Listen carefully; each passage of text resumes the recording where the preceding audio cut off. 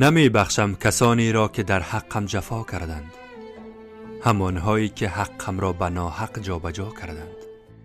دلم خون است از دست عزیزانم نه از دشمن، نمیدانی عزیزانم که با قلبم چه ها کردند.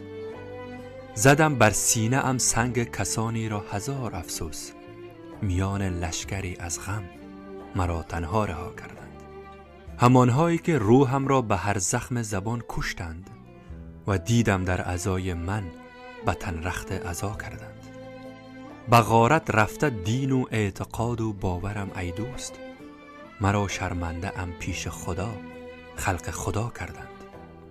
چی میخواهی بگویم از قضاوتهای این مردم، مرا انگشت نما پیش غریب و آشنا کردند.